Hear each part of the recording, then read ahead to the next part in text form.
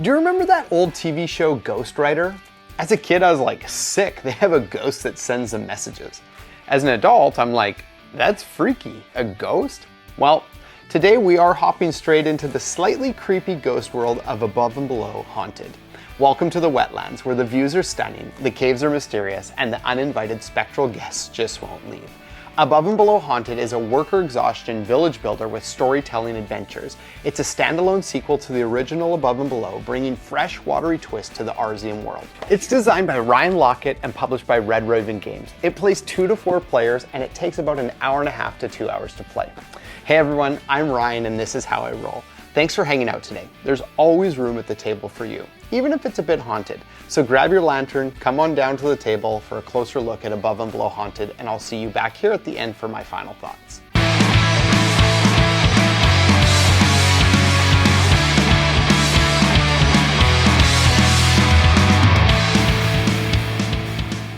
In Above and Below Haunted, you and your fellow villagers have relocated to a misty marshland full of azure lakes, sinkholes, and stilt houses.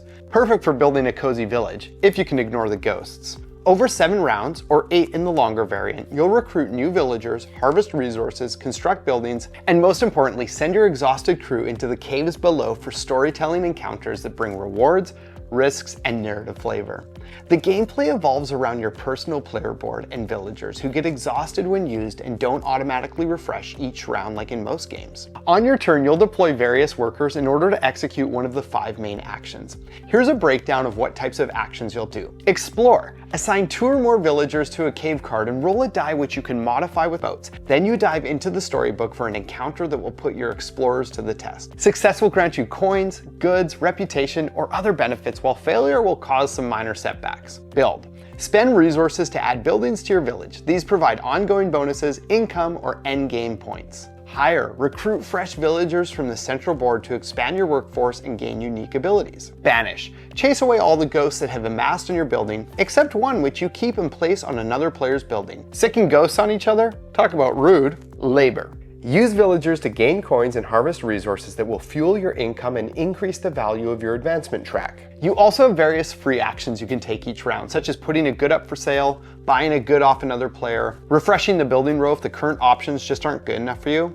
Talk about being picky.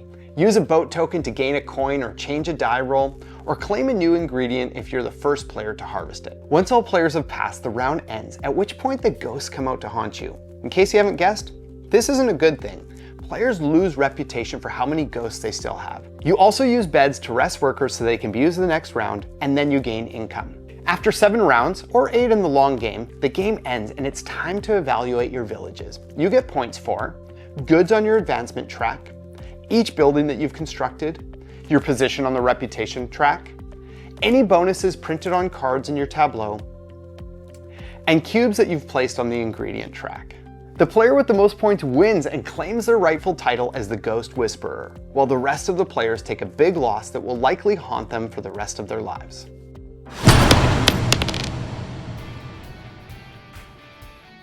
So, is this game even friendlier than Casper, or should it stay dead and never come back again? Let's drop some pros and cons. Pros.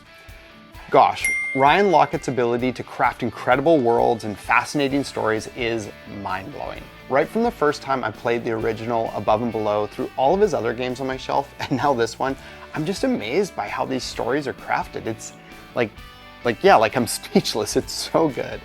The worker system still remains really solid. I love that there's this wide range of variable workers that provide different benefits, and also the fact that they don't just automatically refresh, so you need to support your workforce with building beds. It's really fantastic. Red Raven / Ryan Lockett has such a sweet art and production style that makes these games look really unique, even in a time when there are so many other games. And this one looks great, especially these little ghost meeples. They're such a nice little touch. And this update for this version from the original, yeah, I'm in favor. I think it was already a great game, but he managed to add on to it. More of these changes in a moment. Cons. The only thing I'll say here is that while the exciting unknown of the stories is what makes this game shine, this can also sometimes be a bit of a bummer when other players get sick rewards from their exploration and you can't quite seem to get what you're hoping for. I mean, that's life, but there is a bit of randomness to it that some may or may not like. I own a handful of games from Red Raven, and now I even own a signed copy of Above and Below Haunted. Thanks, Ryan. The stuff they make is definitely how I roll. I not only enjoy these games, but I'm also constantly amazed by the fact that Ryan not only designs these games, but he also does the artwork, most of the story writing, and even the publishing. Like, you know those people who are frustrating because they're good at everything while the rest of us normal people are just trying to be good at one thing? Yeah, me too. But seriously, I'm grateful that his games exist because they play a very unique and special role in my collection for sure. And on a random personal note, this particular game is how I became friends with Cassidy, who is the Tabletop ticker on Instagram. Go follow her if you don't already. So I'm also thankful for that. This new version of Above and Below came out 10 years after the OG, which was a fantastic game. It has a lot of similarities, but it also changed some things. I won't go over all the changes, but the two main ones are these. First, it added ghosts, which are a fun new mechanism, and also provides some player interaction where you can savagely chase your ghosts into other players' buildings. Second, it also made failing at exploration and also the ability to mitigate failure a little bit less punishing. This was a welcome tweak for me, and I'm sure it was for lots of others as well. So yeah, I dig this game. But will you? Well, I think you just might if you're a fan of games like Above and Below, obviously, or really any of the games in the Red Raven lineup. Also Everdell, Vantage, and even Time Stories. I mean, if you enjoy building your dream village while dipping into choose your own adventure style tales, or if you grew up dreaming of being one of the child actors who got to star in Ghost Rider, then this just might be your jam.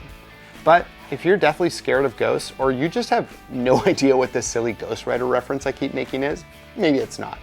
Either way, I'm so glad you decided to spend your time hanging out with me today. It truly means the world to me. This has been Ryan, reviewing a game made by another dude named Ryan. So get out there and go give a Ryan you know a big hug.